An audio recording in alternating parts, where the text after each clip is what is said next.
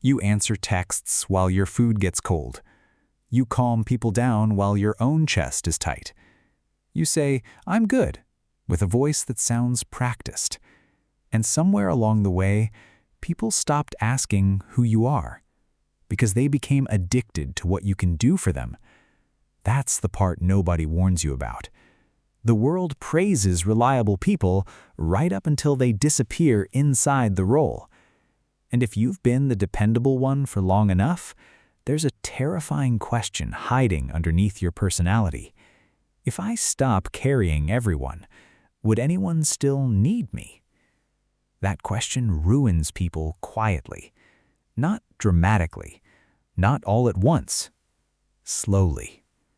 Because the person everyone relies on rarely collapses in public, they erode in private.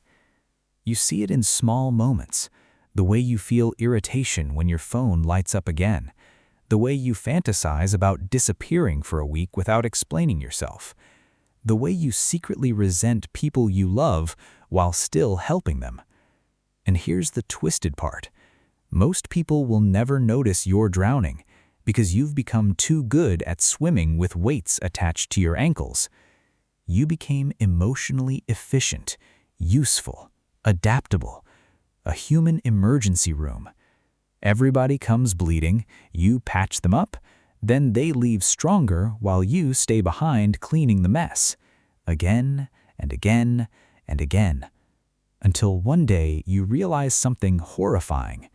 Your relationships are built on your functionality, not your humanity.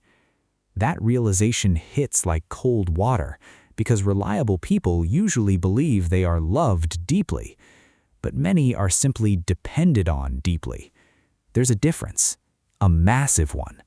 Being needed feels dangerously similar to being valued, so similar that people spend years confusing the two. And the confusion starts early. Maybe you were the calm child in a chaotic house, the one who understood, the mature one, the easy one, the one who didn't cause problems because there were already too many problems in the room.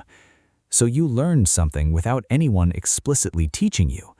Love becomes safer when you're useful. Suddenly, your emotional survival depends on being low maintenance, helpful, predictable, strong. You become the emotional shock absorber of your environment. Everyone hits turbulence, you absorb impact.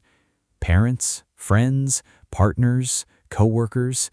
You become so accustomed to carrying emotional weight that eventually you stop noticing how heavy your own life feels, because responsibility disguises exhaustion. That's why overfunctioning is so hard to detect. It doesn't feel toxic at first. It feels noble. You tell yourself, "I'm just dependable. I'm just disciplined. I'm just the person who gets things done." But listen carefully. Some people are not healing because you are overcompensating for their dysfunction. That changes everything. Because the moment you become hyper-reliable, other people unconsciously become passive. Not always maliciously, not intentionally, but humans adapt to available energy.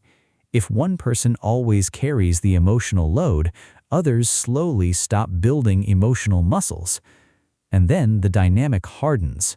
You organize, you remember, you follow up, you regulate everyone's feelings, you anticipate conflict before it happens. Meanwhile, the people around you slowly start treating your effort like gravity, invisible, expected, permanent. Nobody applauds gravity. They only notice when it's gone. That's why reliable people often feel unseen even when they are surrounded by people. Because being admired for your endurance is not the same as being emotionally understood.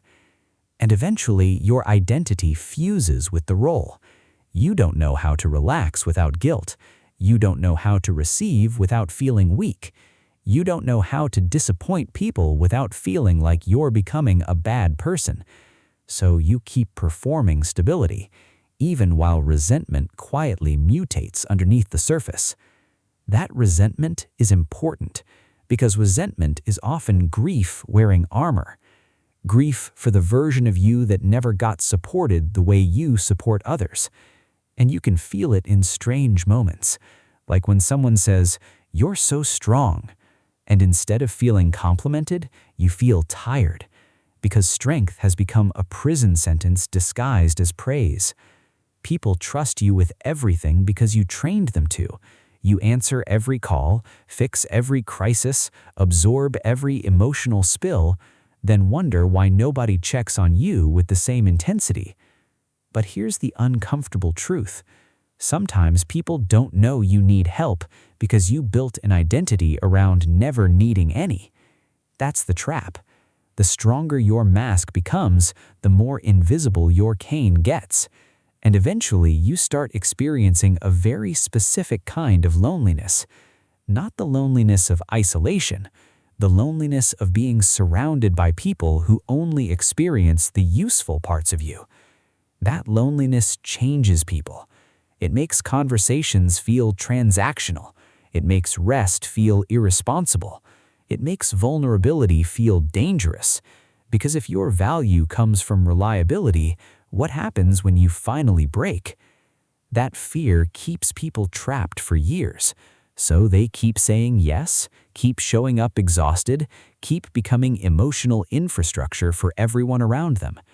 But infrastructure is not intimacy, and carrying everyone is not the same as being connected to them.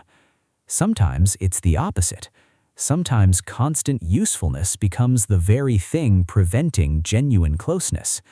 Because nobody can truly know you if your entire existence is organized around managing their experience of you.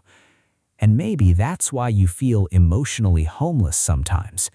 Not because nobody loves you, but because nobody ever meets the version of you that's allowed to fall apart. That version stays hidden, even from yourself, until eventually the body starts protesting. Fatigue, brain fog, irritation, numbness, the inability to feel excited about things you once loved. Your nervous system begins sending invoices for years of emotional labor, and suddenly the role that once made you feel important starts making you feel trapped. That's when the terrifying realization arrives. You built your identity around being irreplaceable. Without noticing, you were becoming unreachable. There's a moment reliable people rarely talk about. The moment they stop helping from love and start helping from fear. Fear that if they stop performing usefulness, they'll disappear emotionally from people's lives. That fear is subtle. It hides behind responsibility. You don't say, "I'm afraid nobody will love me unless I'm useful." You say, "It's just easier if I do it myself." That sentence has destroyed more inner peace than people realize, because underneath it is exhaustion, control, disappointment, and a quiet belief that support is unreliable unless it comes from you. So you become hyper-independent, not because you're powerful, because somewhere in your life, dependence felt unsafe, and now your nervous system confuses self-abandonment with competence. That's why reliable people struggle so deeply with receiving help, receiving care, receiving rest. Even compliments feel uncomfortable sometimes, because your identity was never built around being held. It was built around holding everyone else. And eventually, your relationships begin orbiting around your emotional labor instead of mutual connection. You become the therapist friend, the stable partner, the responsible sibling, the dependable employee. Everybody knows your role. Very few know your inner world. And the scary part? You may not know it either anymore, because when your life becomes organized around anticipating everyone else's needs, you lose contact with your own. You stop asking yourself simple questions. What do I actually want? What am I feeling? What am I forcing? What am I tolerating just because I'm the strong one? That last question changes lives, because strong people tolerate too much emotional imbalance, too much one-sidedness, too much invisible labor, and they tolerate it because competence attracts dependence. the more capable you are, the more people unconsciously lean on you, until eventually you're carrying relationships that should have been shared. That imbalance creates a hidden identity crisis. You become loved for your function, not fully known as a person, and those are not the same thing. A person can appreciate your reliability for years while remaining emotionally disconnected from your real experience. That's why some of the most dependable people secretly feel profoundly alone. Not because nobody is around them, because nobody is meeting them where they actually live emotionally. Everyone's interacting with the armor, the organizer, the fixer, the calm one. Meanwhile, the real self stays hidden underneath layers of emotional efficiency, and eventually the mask becomes automatic. You smile while overwhelmed, say yes while depleted, provide comfort while privately collapsing. Then, one day, something tiny breaks you. Not the major crisis, not the catastrophe, something small. A text asking for one more favor, someone assuming you'll handle it again.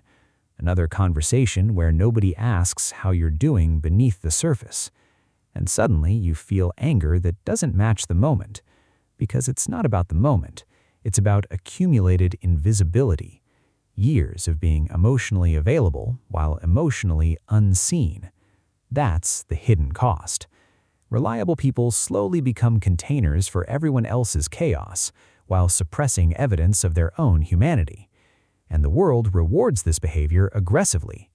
People praise sacrifice, praise endurance, praise selflessness, but almost nobody teaches you how to remain connected to yourself while caring for others. So, eventually, your worth becomes performance-based. You feel valuable when needed, anxious when resting, guilty when unavailable. That's not strength, that's emotional conditioning. And breaking that conditioning feels terrifying because your entire identity may be wrapped around being indispensable. But here's the shift nobody tells reliable people. Your exhaustion is not proof of love. Your burnout is not evidence of moral superiority. And being endlessly available does not make relationships deeper. Sometimes it prevents depth entirely. Because real intimacy requires reciprocity. It requires being witnessed, not just utilized. And that means something uncomfortable has to happen. People must occasionally experience your limits, not your polished limits, your real ones, the kind that disappoint people, the kind that create silence, the kind that make others step up instead of leaning back. That's where your life changes, not when you become colder, not when you stop caring, but when you stop treating your own depletion like an acceptable price for connection. Because the truth is, some relationships survive only because you overfunction inside them. And when you finally step back, the imbalance becomes visible. That revelation hurts, but it's clarifying. Because for the first time, people are forced to meet the actual structure of the relationship instead of the version held together by your constant emotional labor. And yes, some people will resist the new version of you. Not because boundaries are cruel, because your lack of boundaries was convenient. That distinction matters. A lot. The people who truly care about you may struggle at first, but eventually they adapt. Healthy love adjusts. Transactional dependence complains. Learn the difference. And maybe the deepest healing isn't becoming less caring. Maybe it's learning that your humanity has value even when you are not performing usefulness, even when you are tired, even when you say no, even when you disappoint someone. Because the goal was never to become emotionally unavailable. The goal is to stop abandoning yourself in order to remain emotionally available to everyone else. That changes the entire equation. You can still love deeply, still support people, still show up, but from choice, not compulsion, from fullness, not self-erasure. And maybe for the first time in your life, you stop asking, "Who needs me?" and start asking, "Who actually knows me?" Because those two answers are rarely the same. If this hits somewhere deeper than you expected, subscribe and stay close to this channel. These conversations are for people who are tired of performing strength while quietly carrying too much alone. Like the video if you recognized yourself in this, and tell me in the comments, what's one thing you're exhausted from pretending doesn't affect you anymore?